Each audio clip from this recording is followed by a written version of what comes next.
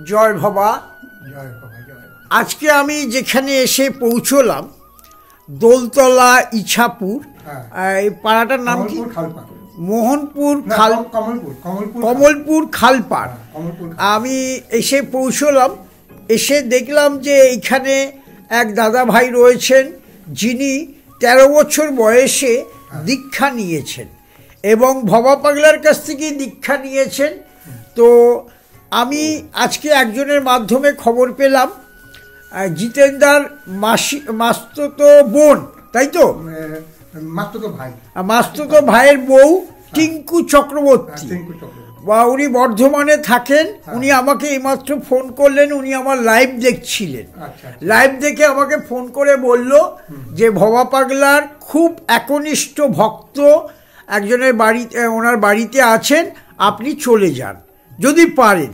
তো সময় পেয়ে গেলাম বলেই আপনার কাছে আসলাম। এটা হচ্ছে পাগলের খেলা। হ্যাঁ, এসেই ঢুকে পাগলকে আমি দর্শন করলাম, ভবা পাগলাকে আমরা দর্শন করলাম। দেখুন সোনার লাঠি হাতে, আর এইখানেও ভবা পাগলার ছবি রয়েছে। এই বাড়িতে ভবা পাগলার শিষ্য। তো আমি জিতেন্দার কাছে সরাসরি চলে যাচ্ছি যে জিতেন্দা, আপনি কালনাতে এক সময় থাকতেন। কালনাতে ছিলাম। আপনার এখন বয়স কত? এখন আমার বয়স 67। 67। আচ্ছা, আপনি বলছেন আপনি 13 বছর বয়সে ভবা পাগলার কাছ থেকে দীক্ষা নিয়েছিলেন।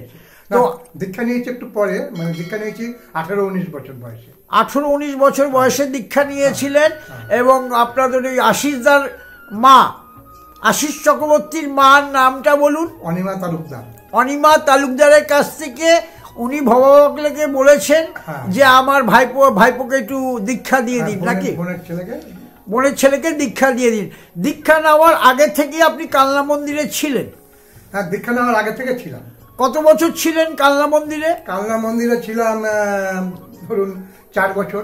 4 বছর আপনি ছিলেন। আপনার কি কাজ ছিল মন্দিরে? মন্দিরে যে আপনি থাকতেন, কি কাজ করতেন আপনি? মন্দিরে থাকা মানে আমার কাজ হচ্ছে গিয়ে আমি ওই মায়ের পুজোর ফুল তুলে আনতাম, ফুল সংগ্রহ করা। আর তারপরে ওখানে ধরুন মানে পশু পাখি থাকতো। হ্যাঁ, পশু পাখি মানে অনেক পাখিটাকে পাগল খুব ভালোবাসতো। সেগুলোকে পরিষ্কার, সেই ঘরগুলোকে পরিষ্কার করা এবং তাদেরকে খেতে দেওয়া, জল টল দেওয়া, এগুলো করতাম। তারপরে মানে ফুল গাছ মানে মন্দিরে যেটা। আপনার বয়সী ভবা পাগলার কজন নাতি ছিল আপনার বয়সী? আমার বয়সী ওই সময় দুজন ছিল, শিকু আর কানু, মানে ভবা পাগলার নাতি আর কি। আচ্ছা, রণসমা ওরা অনেক ছোট ছিল। আমার বয়সী দুজন ছিল। ওই দুজন মানে শিকুদা আর হচ্ছে আমাদের কানু ভাই। কানু ভাই। তখন বয়স কত হবে আপনাদের? তখন আমার বয়স ধরুন না হলো 13-14 এরকম হবে। 13-14 বছর বয়স। তাহলে আপনি ভবা পাগলা, স্বয়ং ভবা পাগলাকে কাছ থেকে পেয়ে, কাছে থেকে আপনি 19 বছর বয়সে দীক্ষা নিয়েছেন। 19 বছর বয়সে দীক্ষা নিয়েছি। যাক, আপনাকে অসংখ্য ধন্যবাদ দেব। আপনি আগের জন্ম হয়তো কোনো ভালো কাজ করেছিলেন, সেই কারণে আপনি পরম পুরুষ, পরম মহাসাধক, তার সান্নিধ্যে থেকে সেইখানে 13 বছর বয়সে ঢুকলেন, 19 বছর বয়সে আপনি দীক্ষা পেলেন। তাহলে এটাও একটা অলৌকিকের মতোই যে আপনি কাছে পেয়ে ভগবানকে দর্শন করেছেন। এবং যারা নাতিরা তারা তো দর্শন পেয়েছে, কিন্তু আপনি বাইরের লোক। আপনি তখন কোথায় থাকতেন? আমি তখন বলতে গেলে আমাদের তো মানে বাড়ি ঘর বলতে সেরকম কিছু ছিল না। হ্যাঁ, মানে ভাড়া বাড়ি ছিল আর কি। বাড়িতে মা আর ভাই থাকতো। আমি কালনা মন্দিরেই থাকতাম। আপনি কালনা মন্দিরেই থাকতেন? কালনা মন্দিরেই থাকতাম। যা, খুব ভালো লাগলো।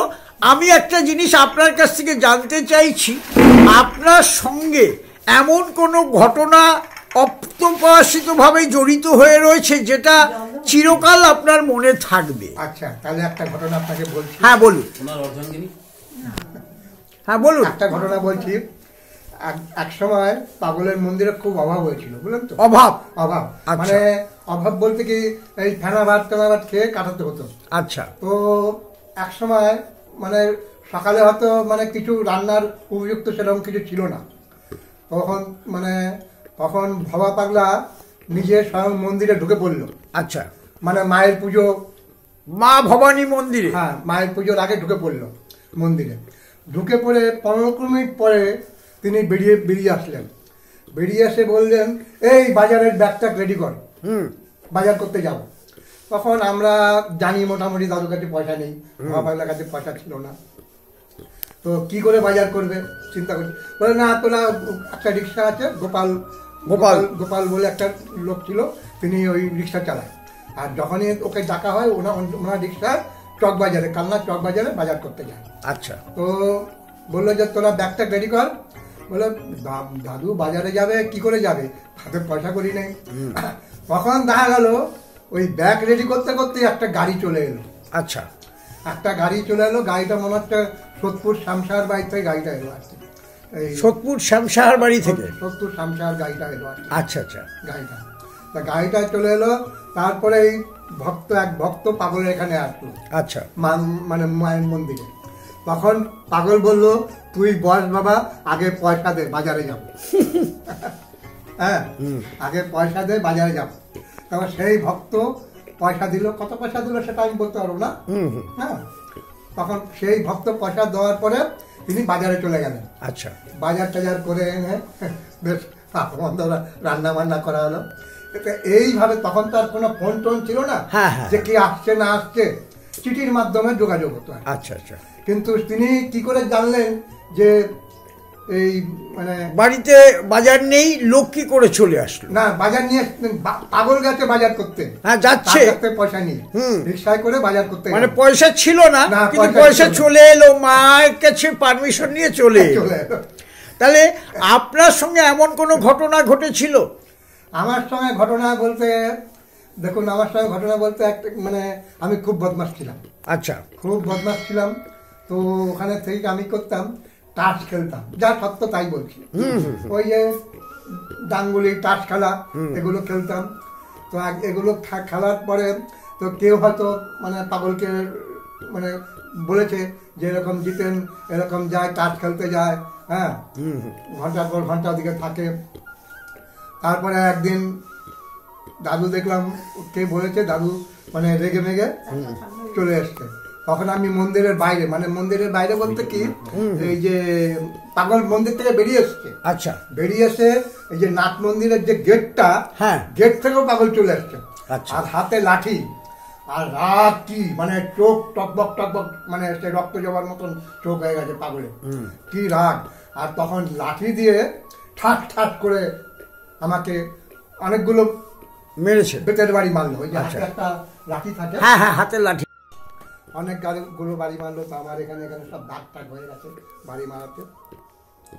তারপর তোকে না বলেছি তুই তাস খেলবি না, তুই ওদিকে যাবি না, তুই কেন ওখানে গেছিস, এই বলে খুব মারলো টালো। তা মারা টারার পরে তারপরে যারা ছিল তারা ছেড়ে দাও ছেড়ে দাও মারি। আমি আমার তখন পাগলি মার যে ঘরে থাকতেন তার পাশের ঘরে আমি সময় সময় থাকতাম, পাগলি মার পাশের ঘরে। আচ্ছা। তো পাগলি মার ডেকে নিয়ে গেল আমাকে, ডেকে নিয়ে গিয়ে জলপট্টি দিচ্ছে যেখানে যেখানে মেরেছে। পাগলি মার নিজের হাতে জলপট্টি টটি দিয়ে হচ্ছে, হ্যাঁ এরম করে মারে ছেলেটাকে, এরম করে মারলো, এরম করে মারে কেউ। তারপরে দাদুর মানে ভাবা পাগলার উপর আমার খুব অভিমান হলো।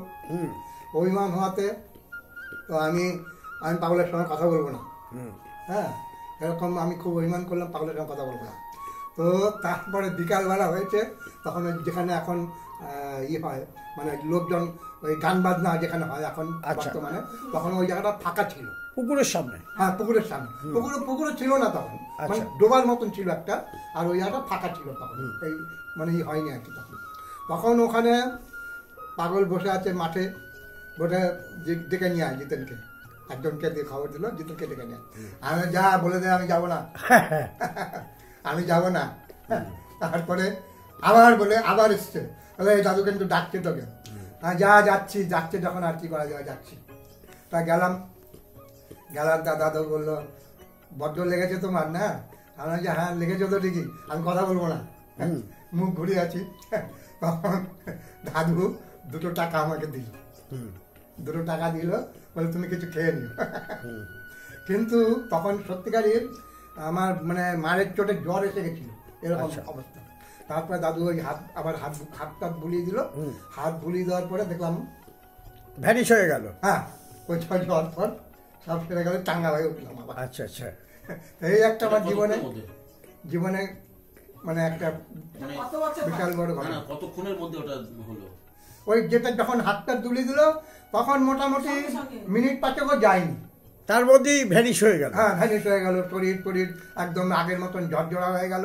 আচ্ছা, একদম ফ্রেশ, মানে একটু জ্বর ভাব ছিল আর কি, গা ম্যাট করছিল, ব্যথা বেদনা ছিল। দাগগুলো ওগুলো পরে আস্তে আস্তে গেছে, ওগুলো চট করে যায়নি, ওগুলো আস্তে আস্তে গেছে। যাকে আপনাকে অসংখ্য ধন্যবাদ। আপনি ভবা পাগলার সান্নিধ্যে থেকে যতটুকু আনন্দ পেয়েছেন সেই হিসাবে আপনাকে অসংখ্য ধন্যবাদ। আর টিঙ্কুদিকে অসংখ্য ধন্যবাদ, কারণ টিঙ্কুদি আমাকে না বললে আপনার কাছে আসতে পারতাম না, জানতেও পারতাম না যে আপনি ভবা পাগলার কাছ থেকে দীক্ষা নিয়েছেন। 13 বছর বয়স থেকে পাননি, আপনি 18 বছর বয়সে দীক্ষা পেয়েছেন। আপনার ওয়াইফ নিয়েছে দীক্ষা?